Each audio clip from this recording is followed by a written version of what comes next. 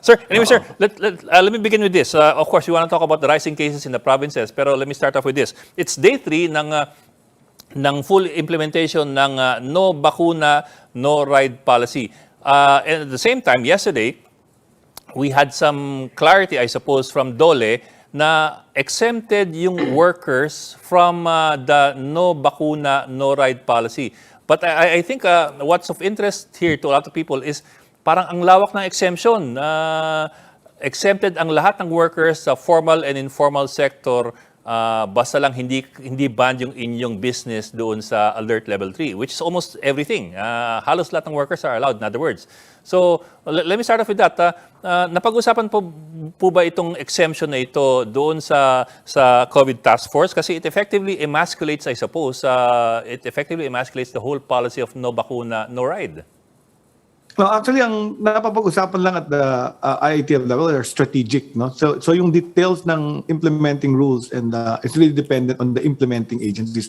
But siguro the way I'll answer that is the public should understand why we are restricting the mobility of people who are vulnerable to the Omicron. So the idea here is when you have a surge or an epidemic, you protect the vulnerable. Yes, sir. So remember, when we didn't have the vaccines, we protected the most vulnerable. And who were they? They were the senior citizens and the people with comorbidity. We didn't allow them to go out. In fact, some of them suffered mental illness, some sort of mental illness, because they couldn't go out for like a year because of the ECQ and GCQ.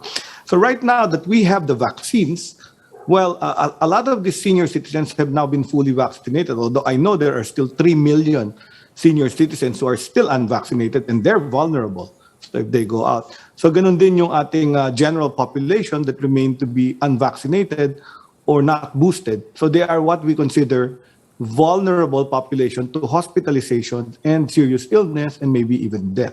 So the state's job is really to protect the vulnerable. So yun yung concept nitong restricting the movement of the unvaccinated. It's their choice, but while it's alert level 3 and we have test positivity rates of over 40%, I think it's only right that the government will tell you, sa bahay muna kayo para protected kayo. And the way to implement that, they thought of, probably the DOTR thought of banning them from public conveyances. And I think the principle again comes back is it's for your own protection. But if you can go to work on your own bicycle or your own motorbike, it's safer than riding public transport. So I think we start with that.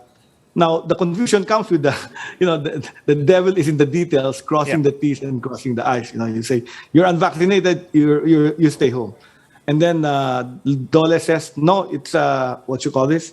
They're exempted because they're essential workers and they have to go to work. So even if they're unvaccinated, they can go to work. And then the OTR rebuts back and says, for alert level 3, there are industries that are exempted, and they're the ones that are actually exempted. So I think it's evolving. Yes, sir. I think the way they're implementing, the implementing agencies, and the way I watch it, I'm a doctor. I'm not a policymaker, or I'm not the the implementing agencies that will, the police that will apprehend these violators. Is really how they can be done. The way I look at it is, my advice is, exercise maximum tolerance, diba? So you want to go, you understand it is your risk. The government is telling you you're unvaccinated. You sure you want to ride the public transport? Because the vaccinated might be having mild symptoms or asymptomatic and then infect you with a virus. So that's basically the way, and not just apprehending them and then you can't ride, you can't go to work. Then you have a whole family that can't. So that's where the anti-poor discourse comes. So that's the way I look at it. That's I think it can be fixed with the proper maximum tolerance by the enforcement agencies.